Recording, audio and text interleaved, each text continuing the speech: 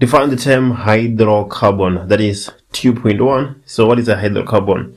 So organic compound that consists of only hydrogen and carbon. Only hydrogen and carbon. That is a hydrocarbon. 2.1. And then 2.2.1, let's take a look. Two compounds that are unsaturated hydrocarbons. So we're looking for two unsaturated hydrocarbons. So double or triple bond. Let's go to our table. Well, A is butanol, so that is an alcohol. And then B, there's a lot going on there. We can't really see it, right? Maybe we need to sketch that compound. But when we take a look at C, we have pent 1 YNE. So we know that we have a triple bond in there. So C is a unsaturated hydrocarbon for sure. And then D, we have an oxygen, so it's not a hydrocarbon. But E, we don't have any other space before except from carbon and hydrogen, and we have the presence of a double bond. So C and E are our hydrocarbons, right? I don't know, maybe we have another third one, but for sure C and E are hydrocarbons because only hydrogen and carbon, and we have double in C and triple bonds in E between carbon atoms. So that is 2.2.1. How about 2.2.2? Let's go ahead and take a look. Two compounds that are chain isomers. Two compounds that are chain isomers. So chain isomers, same molecular formula but different chains, right? Different chains. So let's take a look at that. Let's take a look at that and see if we can identify these chain isomers. So they need to be of the same homologous series for sure. So A, we have butane 2-ol. The chain isomer should be another alcohol, and the alcohol we have here is butane 1-ol, and those two will be positional isomers, not chain. So that is wrong. How about C? Yeah, maybe it's about time we sketch C. Can we sketch C? Or not C, but B instead, because there's a lot going on there in B. So B, we have 3 carbons, 3 hydrogens, I mean, and then we have a carbon and 2 branches. So that is something like that. And then we have 2 carbons following each other with 2 hydrogens. So they form part of the branch. And finally, the last carbon. Right, so that is B. Because when it is written in this way, it is quite hard for me to comprehend. But now that it is written in that fashion, I can easily understand what is going on. Okay, so that is B. C is pent 1 YNE. We don't have another alkyne here. And then D, let's take a look at D. D, we have 1, 2, 3, 4, 5. So that is 1, 2, 3, 4, 5. And then on the last carbon, we have a double bond oxygen. So take a look at D and take a look at H. In H, we have 1 and then 2 branches. 1, 2 branches. And then we have a carbon, double bond oxygen. So take a look at this. We have 1, 2, 3, 4, 5 double bond oxygen. So that is an aldehyde. And then we have 1, 2, 3, 4, 5 double bond oxygen. That is another aldehyde. So D and E, H, not E, I'm sorry for that. D and H are chain isomers. Same molecular formula, but different structures. Or different chain, like, yeah, different chains, essentially. Right. So there we go. That is 2.2.2. And then 2.3, secondary alcohol. It's a secondary alcohol. Let's see. Butane 2-ol. So 1, 2, 3, 4. And then 2-ol. So the carbon bonded to the oxygen is bonded to 1, 2 carbons. Okay, so that makes it secondary alcohol. So the answer would be A here. I don't think that one is quite difficult unless I'm missing something. Right. 2.3.1, write down the structural formula of the functional isomer of compound D. So D is aldehyde, like we've talked about. So we have 1, 2, 3, 4. 1, 2, 3, 4, 5 double bond oxygen. And we need the structural formula of the functional isomer. So the functional isomer of aldehyde is always ketones. So we just need a ketone with 1, 2, 3, 4, 5 with 5 carbons. So we can have pen 2-O. So something like this. This is not our answer. We just, getting our ideas out there. So the structure of the functional isomer of compound D: 1, 2, 3, 4, 5. Double bond oxygen. As soon as the carbon bonded to the oxygen is sandwiched by 2 other carbons, then it becomes a ketone and not an aldehyde anymore. So all we need to do now is just to fill out our hydrogens. So let's go ahead and do that. Hydrogen, and there we go. I don't think we are missing anything. Let's make sure. 1, 2, 3, 4. We have 4 bonds there. Right, we don't want to make a mistake with our bonds. So that is fine. That is the structural formula of the functional isomer of compound D, 2.3.1. What about 2.3.2? Let's go ahead and take a look. General formula of the homologous series to which compound B belongs. So compound B, we sketched it here. We have single bonds all over and only carbon and hydrogen. So that is an alkane, right? What are we looking for? The general formula. So CnH2n plus 2. That is the general formula of alkane. 2.3.3. Structural formula of compound C. Well, we already have that, but let's go ahead and do that. So carbon, 3 hydrogens, right? Second carbon, 2 hydrogens, and then third carbon, 2 hydrogens, fourth carbon, 2 hydrogens, and then the fifth carbon, it has only 1 hydrogen. What happened to the other 2 bonds? Oxygen, right? So there we go. That is the structural formula of compound C. No, this is D. Right, this is D. I'm actually doing it. I'm doing the wrong thing. Yeah, this is why it's always important to double check. This is D and not C. So C, we have pent 1 Y N E. So let's start with pent. Pent, we know that it is 1, 2, 3, 4, 5. So we have covered pent. What about 1 Y N E? We have a triple bond on the first carbon. So yeah, that is that. Before we can move to the hydrogens, 3 ethyl. So we have 2 carbons on the second carbon. Yeah, on the third carbon. We have a branch, an ethyl on the, we have an alkyl on the third carbon. So this would be pent because of the number of carbons in the longest chain, right? And then 3 ethyl because we have those 2 branches.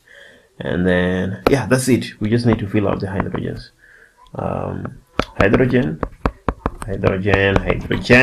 We need another one here, another one here, another one here, and just like that, I think we are done with that one. Right, how many bonds? 1, 1, 2, 3, 4. 1, 2, 3, 4.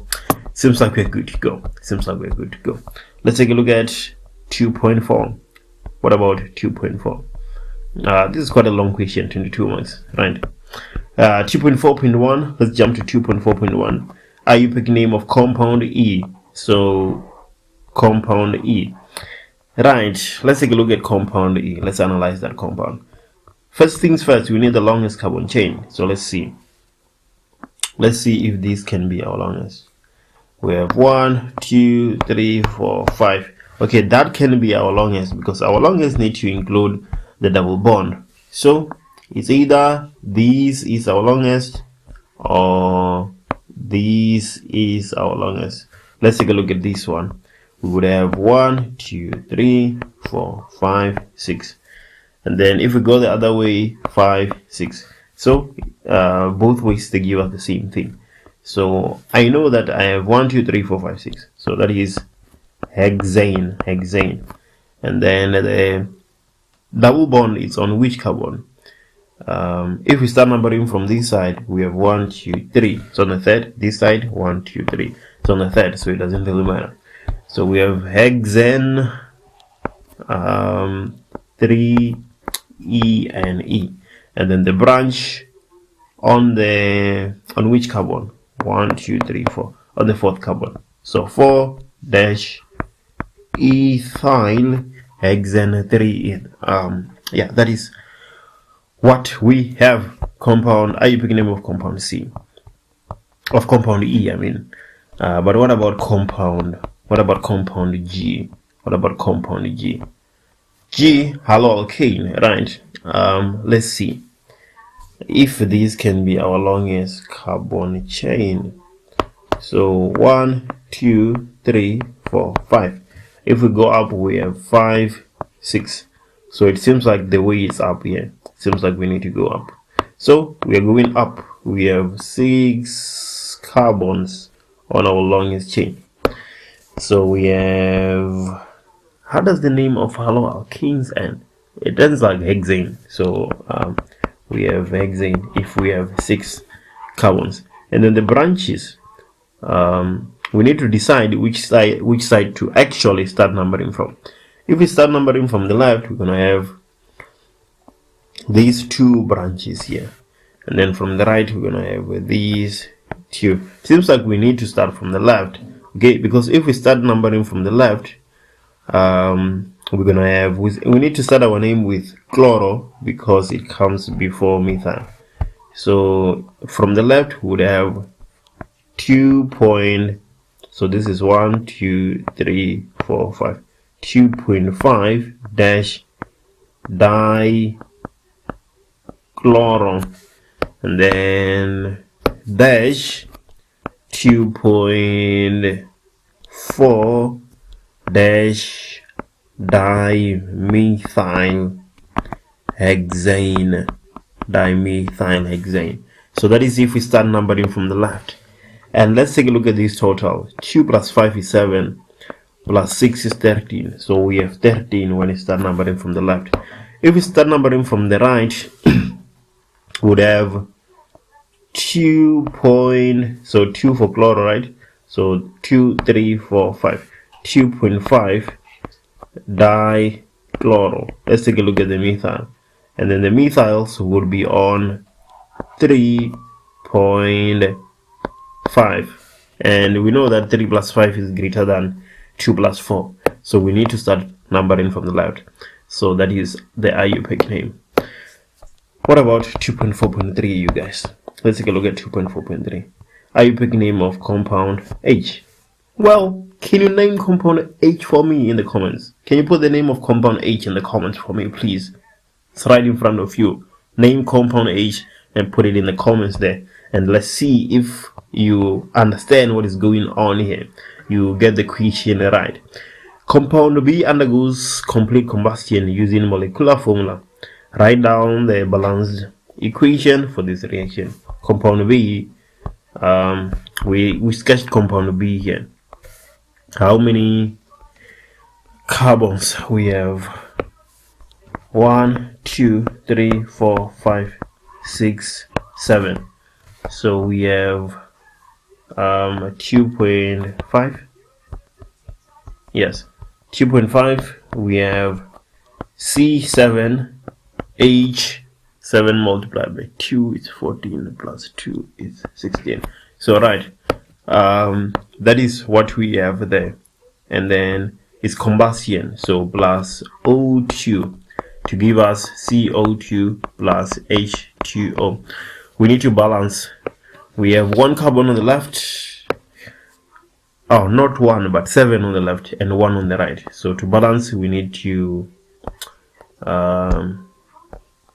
place 7 here. We need to place 7. And then let's move to hydrogen. Here we have 16, here we have 2, so we need to place 8. So plus 8. The hydrogens are balanced. And oxygen, we have 2 here, and then on the other side 2 multiplied by 7 is 14, plus 8 multiplied by 1 is 8. So this is 22. So 22 divided by 2 is 11. So if we put 11 there, then we have 22 on both sides. There we go. Tell me, which video do you want me to do next? The temperature at which the vapor pressure is equals to the atmospheric pressure is what we refer to as the boiling point, and that is 3.1. So from here on, let's go ahead and take a look at 3.1.2. What does the question say? Which of the compounds A, B, or C is mainly in the liquid phase at 100 degrees Celsius? My grade 10 learners can answer this question, but let's take a look and see what is happening. So we have organic compounds A, B, C, and D, but we are only concentrating on A, B, and C as our question instructs. So the question is, which compound of these three is mainly in the liquid phase at 100 degrees Celsius? Right, so it must not be a gas at 100 degrees Celsius. It must not have boiled at 100 degrees Celsius. So let's take a look. Compound A. The boiling point of compound A is 78 degrees Celsius. So at 100 degrees Celsius, we are above the boiling point of compound A. So it is already a gas at 100 degrees Celsius because it boils at 78. Same is true with compound B. Compound B has a boiling point of 46 degrees Celsius. So at 100 degrees Celsius, it is above its boiling point. So it has turned from liquid to gas already. So C is the compound that is in the liquid phase at 100 degrees Celsius. If we take a look at A, B, and C. So the answer here to 3.2, 3.2 and not 3.1.2. 3.2 is C. C is at the liquid phase at 100 degrees Celsius because it has not yet reached its boiling point. Okay, explain the difference in the boiling points of compound A and B. That is for 3 marks. So let's take a look at compound A and compound B and see how they differ. Well, they are all haloalkanes, but they differ in branching. The structure of compound A, let's take a look. 1, 2, 3, 1, 2, 1, 2, third carbon, fourth, 1, 2, and chloro. And then this is A. Let's take a look at B. Right. At B, we have 1, 2, carbon, hydrogen, hydrogen, hydrogen, and then hydrogen. Well, let's just leave the dash there. And then we have another carbon that serves as a branch. And then carbon, hydrogen, hydrogen, chloro. So this is compound B. As you can see, in compound B, we have this branch here. And then in compound A, we don't have a branch. So the difference in the boiling points of compound A and B is because compound A is less branched compared to compound B. So compound A is going to have more surface area, stronger intermolecular forces, and that more energy is required to overcome the intermolecular forces in compound A. That is why we see a higher boiling point compared to compound B, because it is less branched. Okay, so that is 3.3. What about 3.4 and 3.4.1? Let's go ahead and take a look. Consider the boiling points 75 degrees Celsius, 120 degrees Celsius, and 126 degrees Celsius. Which of these values represents X, the boiling point of compound D? So let's go ahead and take a look at compound D and see if we can make sense of this. Compound D seems to be an aldehyde. Let's take a look. Carbon, 3 hydrogens, carbon, 2 hydrogens, carbon, 2 hydrogens, carbon, oxygen, 1 hydrogen. So compound D is indeed a aldehyde, but compound C is an alcohol. Right, so the boiling point of compound D must be lower than that of C, because aldehydes we have dipole, and then in alcohol we have hydrogen bonding, and hydrogen bonding is way stronger than dipole. So X should be less than 118 degrees Celsius at least. So take a look at this. We have 120. So this can't be correct because D must have a lower boiling point compared to C, because D is dipole and C is hydrogen bonding. And then this is also not true because it cannot be higher than that of alcohol. So the only thing that makes sense is 75 degrees Celsius. So 3.4.2, we have 75 degrees Celsius. So X makes sense to be 75 degrees Celsius. Well, 3.4.2 says explain, and we've explained that. Now let's take a look at 3.5. 3.5 is quite an interesting one. I had to take some time and think about that. The atmospheric pressure is now changed to 83 kilopascals. Well, under normal circumstances, we have 101 kilopascals. I think 101.3, something like that. But I know for sure it is around 101. And now it has changed to 83 kilopascals. Now it is changed to 83 kilopascals. Let's hear the stories. How will the boiling points of these organic compounds be affected? Choose from increase, decrease, or remain the same. So do the boiling points increase, decrease, or remain the same if we lower the vapor pressure? Well, let's stick to the definition. What is boiling point? Boiling point is the temperature at which the vapor pressure is equal to the atmospheric pressure. So you are essentially increasing the vapor pressure so that it reaches the atmospheric pressure, and we say that we have reached the boiling point. Essentially, if you are lowering the atmospheric pressure, you will reach a boiling point way sooner than you would under normal circumstances. Right, maybe for water, the boiling point is 100 degrees Celsius. So if you lower the atmospheric pressure, you would reach the boiling point, let's say at 80 degrees Celsius, way before what it usually is at 101 kilopascals. So this would actually make the boiling point to decrease. Right, this is the first time I'm actually coming across a question like this, but I'm quite convinced that decrease is our answer in the 3.5. If you have any other ideas, just let me know in the comments and let's talk about it. Apart from that, which video do you want me to do next? The name or formula of the catalyst used. So let's go ahead and take a look and see what is happening. In an experiment, a test tube containing methanol, propanoic acid, and a catalyst is heated in a warm bath. Well, we have the setup in front of us. The warm bath. Under the warm bath, we have some heat, methanol, propanoic acid, and a catalyst. Already, you should be able to tell that we have esterification taking place. Okay, so which catalyst is required when we are trying to have esterification? The catalyst is H2SO4. That is the catalyst.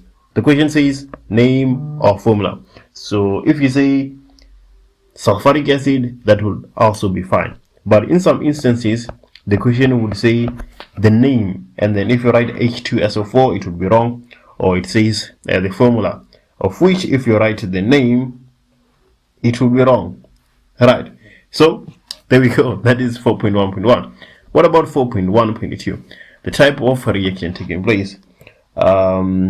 Even in say, after doing all the questions, what does this comment say? Do you mind doing multiple choice for paper 2? We'll see about that, but I doubt I will. Multiple choice takes too much time and it doesn't get as much views, so it doesn't make sense for me to do it. The type of reaction taking place is esterification. So esterification, there we go. That is 4.1.2. And then 4.1.3, 2 reasons why the use of a water bath is preferred in this experiment over direct heat. One of the reasons is because alcohol is extremely flammable, right? So there we go. That is one reason. Alcohol is flammable. So if you put it on heat, if you put it directly on heat, then it's gonna burn, and that's not what we want. So that is one reason why we use a water bath over putting the reactions on heat themselves. So what is the other reason? I would like you guys to tell me. So please leave a comment and tell me which other reason you can think of. Well, in class, during the course of the year, at the beginning of the year, we actually performed this experiment, and we lost patience at some point of time because it was taking too long, and we put the test tube directly on heat, on the fire that was burning. Yeah, because we're using a sort of a Bunsen burner. I forgot the technical name of the apparatus we're using, and then we experienced some issues. Well, almost all the contents evaporated from the test tube, so we were not actually able to smell the contents, or because after an esterification you take a smell and then there's some things that you write, so on and so on. So we're not able to do that because we lost patience and put the test tube over the file. But let me know, which other reason can you think of? That is 4.1.3. Let's do 4.1.4. The balance equation for this reaction uses structural formula. So we have methanol plus propanolic acid. So let's go ahead and take a look. Methanol, so alcohol with 1 carbon. Okay, that is methanol. Plus propanolic acid, acid with 3 carbons. So we're gonna have, let's take a look. Carbon, well, we're supposed to have OH here. And let's see. We need more space. Let me start with the H instead. H, O, carbon double bond oxygen. Right, and then let's 3 carbons and not 2 because it's prop. So hydrogen, and we need another hydrogen here. 1, 2, 3, 4. Okay, so this hydrogen, that carbon is fine, and then this will give us an ester. So what's gonna happen? The alcohol loses the hydrogen and the acid loses the OH. As a result, we're gonna have carbon, oxygen, and then now carbon. Okay, and then 1, 2, 3. Okay, there we go. And then now we just need to fill out the hydrogens, right? So let's do that. So there we go. We're supposed to have something like this, and then obviously here we can write H2SO4 as our catalyst. But what happened to the H2O that we removed is that it doesn't disappear. So we're gonna have plus oxygen HH, not plus H2O, because H2O is not a structural formula, right? You're supposed to write it in this manner. If you write it as H2O, that is technically wrong because H2O is not a structural formula. So this is what we have. Let me just check and see if I'm not making any mistake. Okay, let me take a look. I'm supposed to have an oxygen here and not hydrogen. 1, 2, 3, 4, 5. Okay, another mistake. Hydrogen. I've removed that hydrogen. It's all going well now. I think I have everything covered now. So that is 4.1.4. I hope you didn't make those mistakes that I was making there. The IUPAC name of the organic product for this reaction. The organic product is the ester and not the H2O. So what is the name of this ester? We're gonna have methyl propanoate. Right. This part of the name comes from the alcohol, and this part of the name comes from the acid. Methyl propanoate. Right, I think we have that covered. Let's take a look at 4.2. Compound A is a 6-carbon branched alkane, and it is used in a 2-step reaction to prepare compound C. Okay, so compound A, and then we go to B, and lastly we go to C. Reaction 2 is an addition reaction. If reaction 2 is an addition reaction, then here we have an alkene, because you can only add it to an alkene. Okay, we know that for sure. And then 4.2.1, the name or formula of the inorganic reactant needed in reaction 2. So we have an alkene and our product is an alkane. So we have an alkene and our product is an alkane. So I think, it is quite easy to deduce here that we have a hydrogenation. We have a hydrogenation. So what is the inorganic reaction needed for hydrogenation?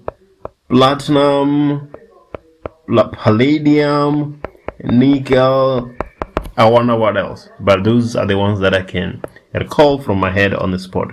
Okay, 4.2.2, the IUPAC name of compound B. So compound B is an alkene. Let's try sketching the alkene. We can try sketching the alkene using compound C. We're sort of removing 2 hydrogens there. So the question says the IUPAC name, but it's better to sketch before we actually name the compound, right? It becomes easier. So let's see. 1, okay, and then carbon, and then a carbon, and then here we're gonna have carbon and then another carbon. but we are removing 2 hydrogens in reaction 1, right? Not 2 hydrogens, but let's say, yeah, we are removing the compound that is here and another compound, not compound but element, another element that is there, right? So we have a double bond here as a consequence. In compound B we have a double bond, because how are we adding these 2 hydrogens in reaction 2 if compound B doesn't have a double bond? It will not make sense. So we have a double bond there. So now we can name compound B using that knowledge. So if we're to name compound B, obviously we would have butane 1 in, okay? And then so this is 1, 2, 3, 4. So on the 3rd carbon we have 2 point, not 2, because like I said on the 3rd. So why do I say on the 3rd and say 2? Right, let me just, I'm trying to drag this to the right. So I'm gonna have 2.2 dash dimethyl butane 1 in. So let me hide the structure and try drawing it and see if I'm gonna end up with the same thing. So butane, so 1, 2, 3, 4, 1 in, double bond, 2.2 dimethyl, so 2 is here, so carbon, carbon. Is that what we have? Is that what we're dealing with? That is not quite what we are dealing with, because if I reveal that structure, let me do that. I have, okay, the carbons are on the 3rd, so this is 3.3 and not 2.2. Right, if I didn't do that, if I didn't try to verify, I was actually going to get it wrong. So yeah, I'm glad I did try to verify, because I had made a mistake. But anyway, stories, that's what we have. That is 4.2.2. And then what about 4.2.3? The type of reaction represented by reaction 1. In reaction 1 we have a haloalkane. Oh well, in compound A, in reaction 1 we start with a haloalkane and we end up with an alkene. Clearly it is an elimination reaction, yeah, because we start with a saturated compound and we end up with an unsaturated compound. So that is 4.2.3.